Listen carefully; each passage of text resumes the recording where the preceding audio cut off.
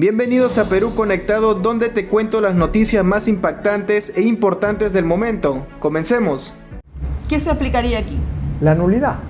En consecuencia... Artículo 51, ¿no? Artículo 31. 31.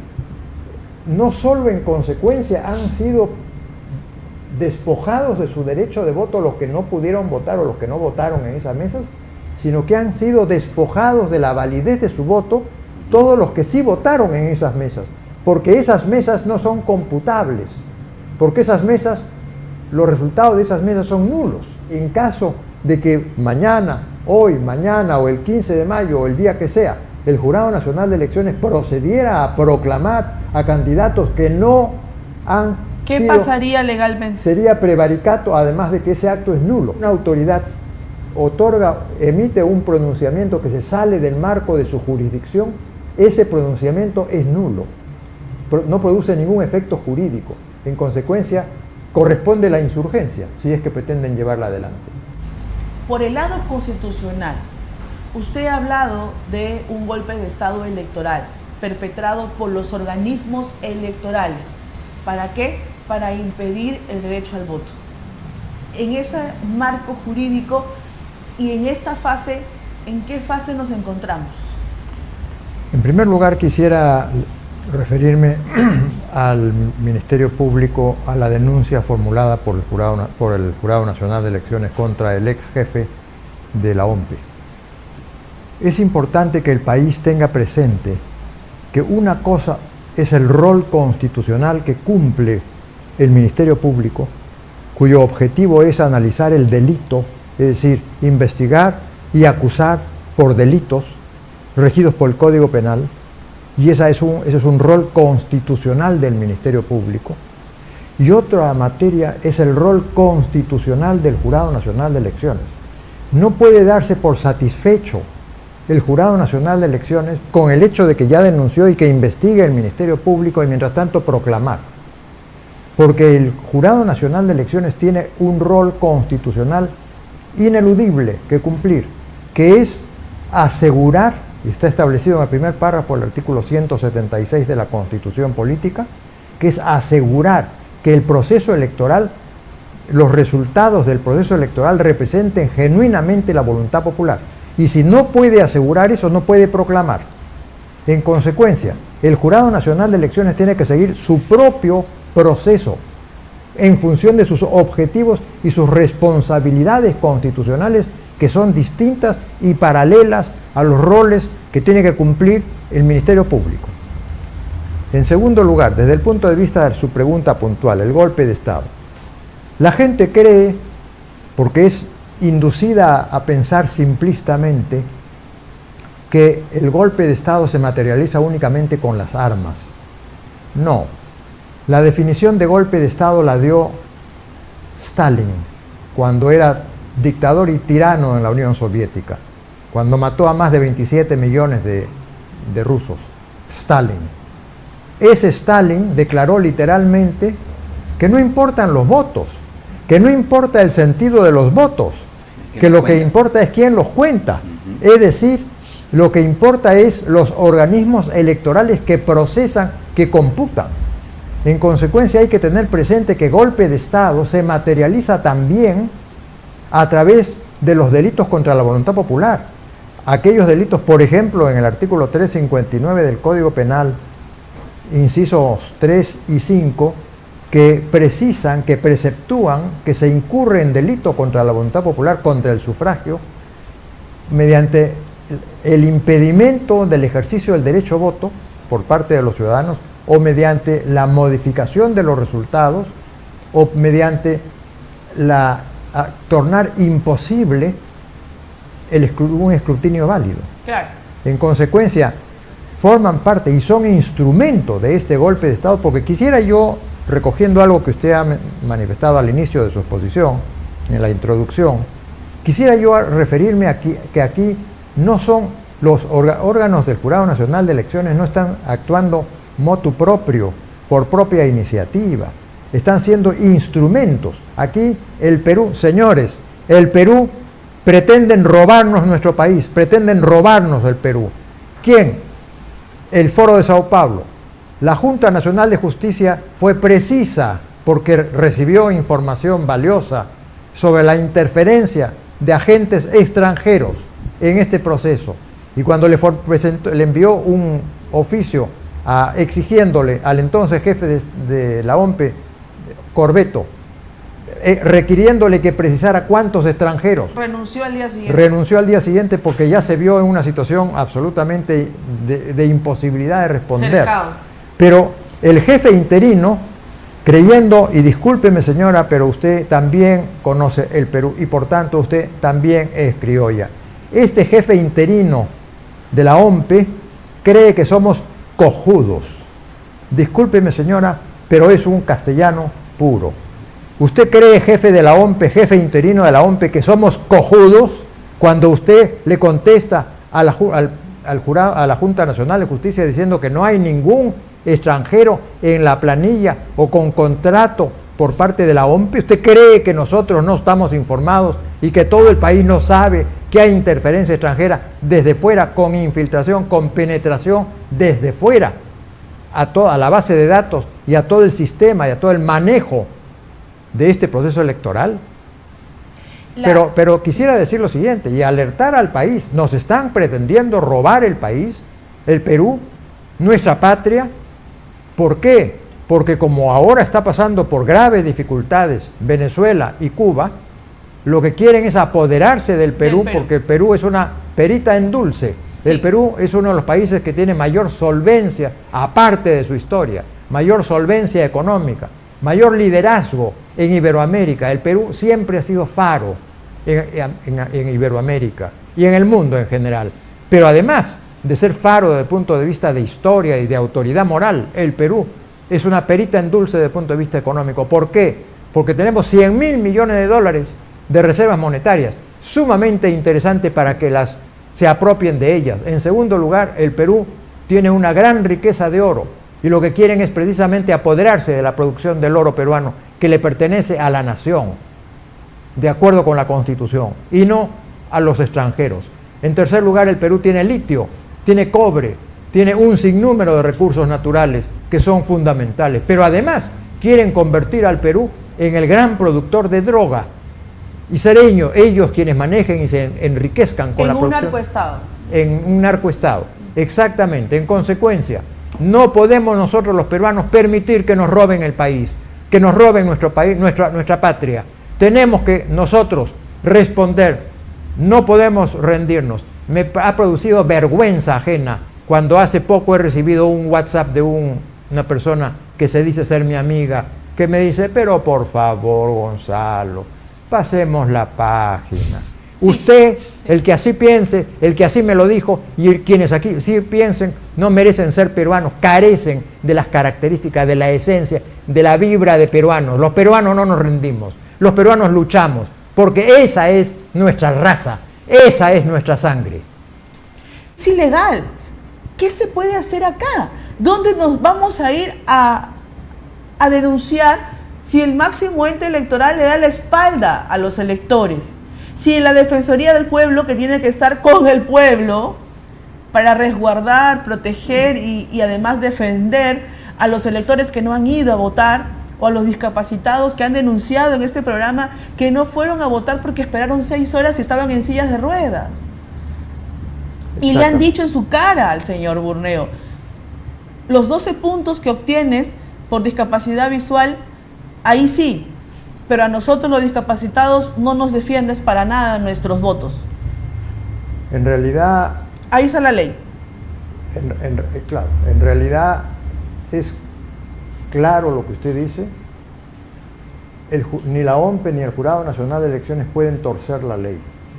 En consecuencia, cuando esas mesas han sido creadas para localidades alejadas, para que se vote para las autoridades locales, municipales, y no para autoridades nacionales, como es el presidente, vicepresidentes de la República, y lo mismo para senadores y diputados, no se puede torcer el brazo de la ley y no se puede pretender aplicarlo extensivamente a los candidatos que salen del marco de la localidad. o sea, los municipales y eventualmente los provinciales, pero correspondientes a esas zonas. Yo quisiera referirme ahora a un tema adicional, si usted me permite, el tema de la auditoría, la proclamada auditoría así llamada independiente, porque ahora resulta que el Jurado Nacional de Elecciones declina el cumplimiento, una vez más, el cumplimiento de su rol constitucional, que es indeclinable. ¿En qué consiste?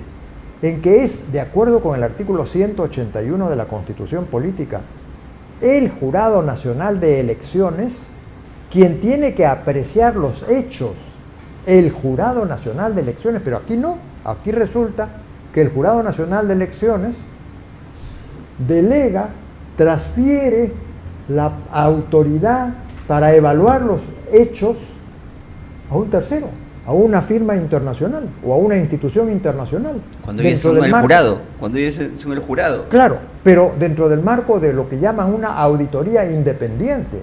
Yo quiero reiterar ante mis compatriotas que esto es una treta, esto es una trampa, es un peldaño más del fraude electoral, esta auditoría mal llamada independiente, porque quien está determinando, y es una exigencia que tenemos que formularle al Jurado Nacional de Elecciones. Se está autoauditando. Claro, pero además, una exigencia al Jurado Nacional de Elecciones, publiquen ustedes cuál es el marco, lo que contiene, lo que se llama la profundidad y el alcance del trabajo que le están encomendando a esos extranjeros. Y también informe cuánto le van a pagar ustedes a esos extranjeros por cumplir con las instrucciones que ustedes les dan cuando ustedes les fijan la cancha. Ustedes están fijando la cancha de fútbol. No puede salirse el auditor de lo que constituye la profundidad y alcance que está contenido en los términos que nosotros les estamos estableciendo. En consecuencia, resulta que aquí el investigado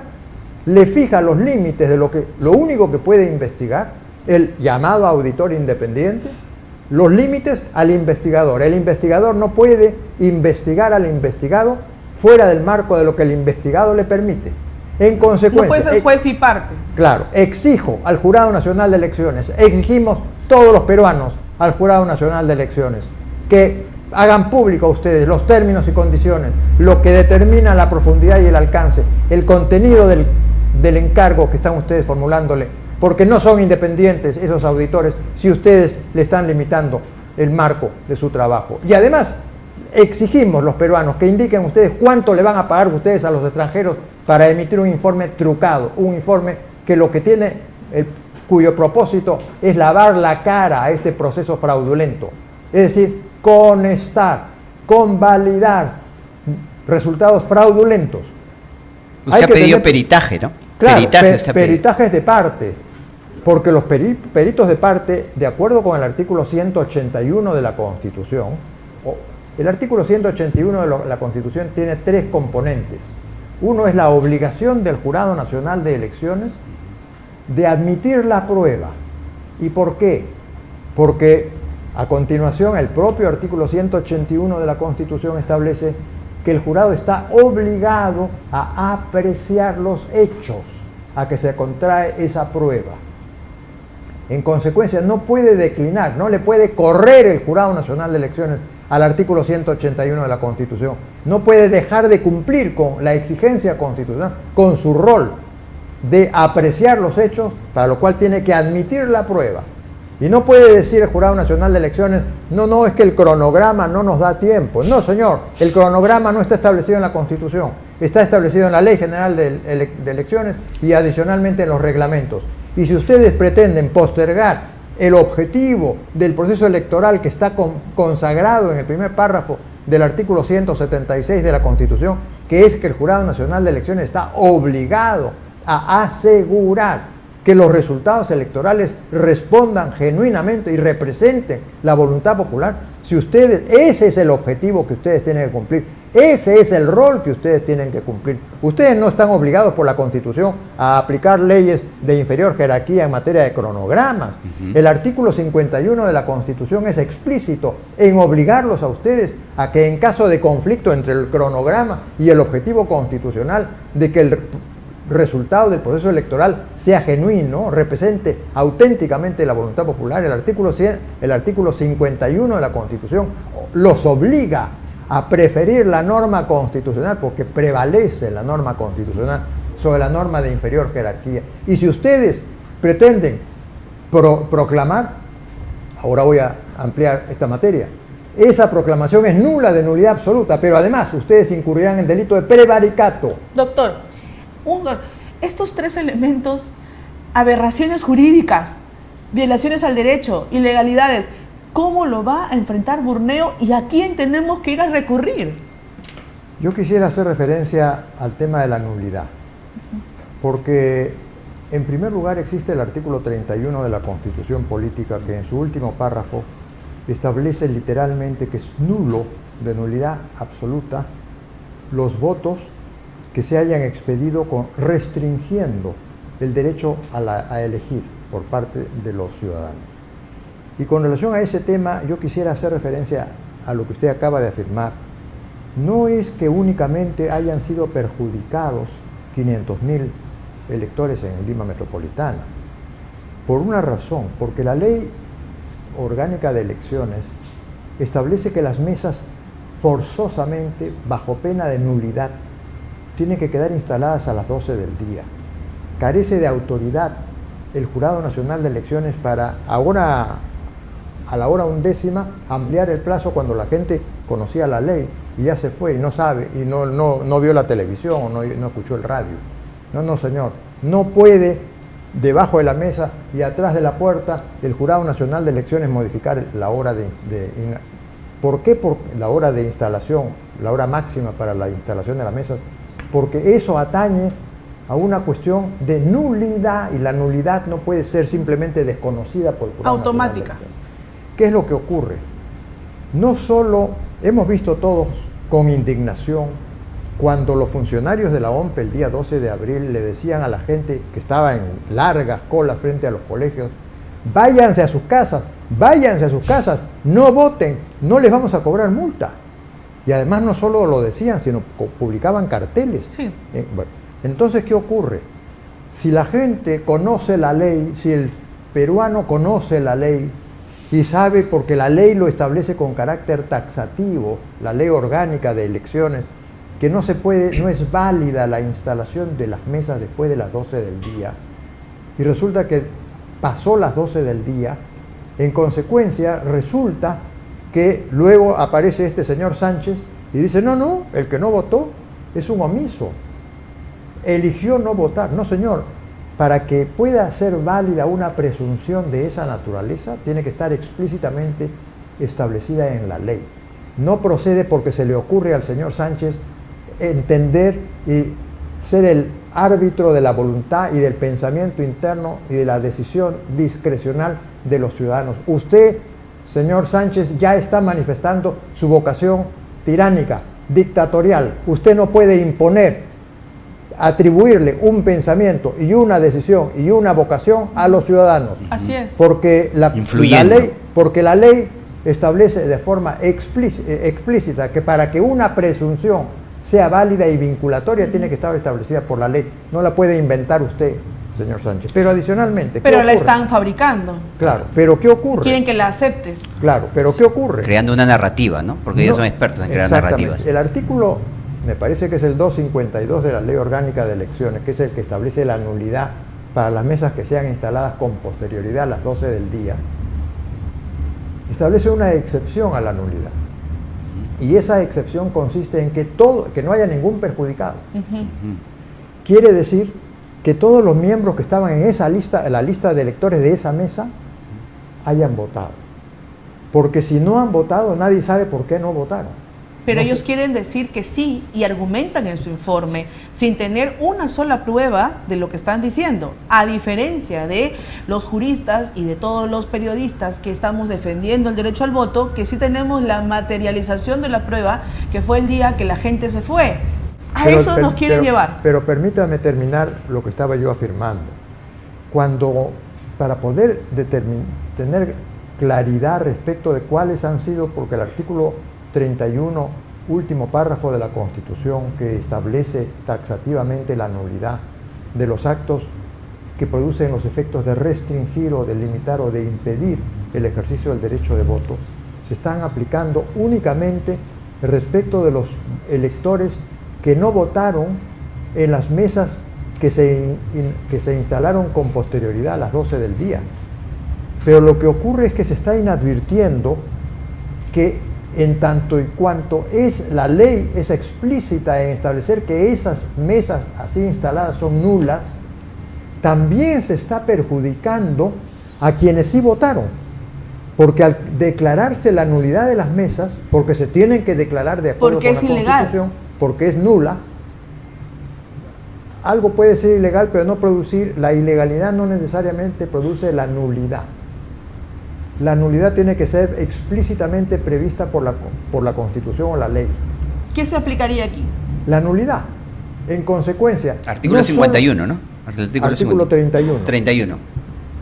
No solo en consecuencia han sido despojados de su derecho de voto los que no pudieron votar o los que no votaron en esas mesas, sino que han sido despojados de la validez de su voto todos los que sí votaron en esas mesas, porque esas mesas no son computables, porque esas mesas, los resultados de esas mesas son nulos.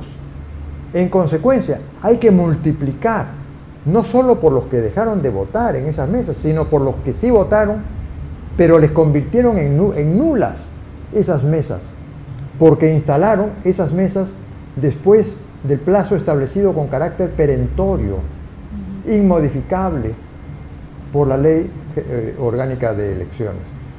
Ahora, yo quisiera decir lo siguiente, usted me acaba de hacer una pregunta, ¿cuáles son las otras normas constitucionales que prevén, normas constitucionales que lamentablemente muchos de mis amigos apreciados, constitucionalistas, no ven? No quieren ver. No quieren ver o no ven, o porque están un poquito distraídos, por decirlo menos. Para poder entender la validez o la nulidad del proceso, mire usted, le voy a poner un ejemplo a nuestro público, a nuestros conciudadanos. Si usted quiere ir y comprar una casa o un automóvil, el contrato de compra-venta tiene un objeto, un propósito, un fin. Usted como comprador quiere comprar la casa o el automóvil. Ese es el fin. Tratándose del proceso electoral, ¿cuál es el fin? No es que yo me presente en una mesa de sufragio y yo emito un voto. Ese no es el fin. El fin es que yo me integro con los 27 millones de ciudadanos, de compatriotas, dentro de un proceso electoral que tiene un fin. Y el fin del proceso electoral es elegir a nuestros representantes, pero elegir candidatos que sean válida, legítima, comprobadamente elegidos, por tanto susceptibles de ser proclamados. La razón de ser del proceso electoral, lo que consagra la Constitución, es un proceso electoral, además de consagrar el derecho de voto individual. No, cuando estamos hablando del título, del capítulo relacionado con el proceso electoral, la Constitución consagra una unidad que está conformada por el conjunto de actos, incluso todos los actos de votación, pero que tienen un fin único y común, que es votar para que sean elegidos. Válidamente. En consecuencia, si es imposible la culminación de ese proceso electoral, si es imposible la ejecución de la resolución que proclame, en consecuencia el proceso es nulo. ¿Y eso qué artículo de la Constitución lo establece? El mismo artículo 181, la tercera parte a que me refería, del artículo 181 de la Constitución. Porque el artículo 181 de la Constitución establece que el Jurado Nacional de Elecciones está obligado a aplicar los principios generales del derecho. Uno de cuyos principales principios generales del derecho es el que atañe a la nulidad de los actos. En consecuencia, el artículo 181 de la Constitución se remite directamente a la hipótesis de la nulidad, al principio general del derecho que regula la nulidad de los actos y la nulidad total, absoluta. ¿Por qué? Porque Y esto no es solo privativo al Perú, esto es universal. Para usted, nulidad de elecciones. Nulidad total. Pero ¿qué ocurre? Lo que pasa es que el principio general del derecho relacionado con la nulidad de los actos establece que es nulo todo acto cuya ejecución es jurídicamente imposible. Claro. Literalmente, el artículo 181 de la Constitución, cuando obliga al Jurado Nacional de Elecciones a aplicar los principios generales del derecho, principio general del derecho que regula la nulidad de los actos y la nulidad absoluta y total, establece que es nulo el acto, en este caso el conjunto de actos cuya ejecución, o sea, el proceso electoral, cuya ejecución es jurídicamente imposible, porque carece el inciso quinto del artículo 178 de la Constitución. Mejor, el artículo 178 de la Constitución establece las obligaciones, las responsabilidades y las potestades, las competencias del Jurado Nacional de Elecciones.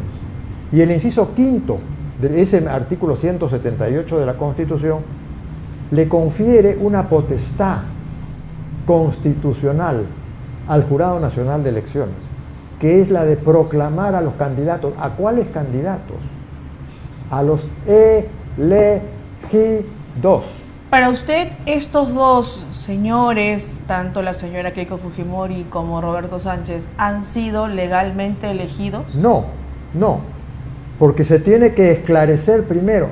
¿Cómo puede ser que cuando el Jurado Nacional de Elecciones formula denuncia penal contra el jefe de la OMPE, y literalmente dice la denuncia, no sé si ustedes han tenido oportunidad de revisarla, yo sí, presentada por el Procurador General del Jurado Nacional de Elecciones, por instrucciones del Jurado Nacional de Elecciones, denunciando a Corbeto por haber incurrido en delito contra la voluntad popular, por la existencia de un sinnúmero de irregularidades. Así es, que se han perpetrado el domingo 12 de abril. Claro, y cuando luego el propio jurado de elecciones dice, señor, como hay tantas dudas, como hay tantas situaciones tan graves, tantas irregularidades, tantas denuncias, es necesario esclarecerlas, y para eso vamos a convocar a una auditora independiente.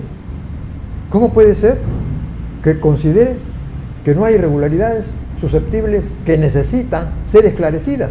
No hay candidatos elegidos, no hay candidatos válidamente proclamables, constitucionalmente proclamables. En consecuencia, en caso de que mañana o el 15 de mayo o el día que sea, el Jurado Nacional de Elecciones procediera a proclamar a candidatos que no han ¿Qué pasaría legalmente? Sería prevaricato, además de que ese acto es nulo. ¿A quién acudimos? ¿Al Primero TC, termino explicando por qué y luego entonces, ¿cuál es la situación? Es nulo. ¿Por qué es nulo? Porque estarían extralimitándose de su potestad constitucional, estarían saliéndose del marco de su jurisdicción y competencia, porque el inciso quinto del artículo 178 de la Constitución Política que vengo mencionando no le confiere potestad, no le confiere jurisdicción, no le confiere competencia al Jurado Nacional de Elecciones para proclamar a candidatos que no hayan sido comprobadamente elegidos. En consecuencia, esos pronunciamientos no tienen la naturaleza jurídica de una proclamación constitucional, no producen efecto jurídico alguno, son nulos esas proclamaciones, son actos constitucionales nulos, en consecuencia, y nulos primero por la consideración de que su ejecución es imposible jurídicamente, por tanto son nulos por la causal de la imposibilidad jurídica, pero también son nulos por una segunda razón, porque se está extralimitando. Mire usted, en derecho romano, y no es que esto resulta que a mí se me está ocurriendo porque recién aparece de una norma constitucional en el Perú, existe hace más de 2000 años, antes de Cristo ya existía el derecho romano, y desde entonces existe una figura jurídica que se denomina la extrajurisdicción, fuera del marco de la jurisdicción. No es un tema de ahora, es un tema de 2500 años. Cuando una autoridad emite un pronunciamiento que se sale del marco de su jurisdicción, ese pronunciamiento es nulo, no produce ningún efecto jurídico. En consecuencia, corresponde la insurgencia, si es que pretenden llevarla adelante. Bueno amigos, eso fue todo, no olviden suscribirse al canal y compartir el video. Hasta pronto.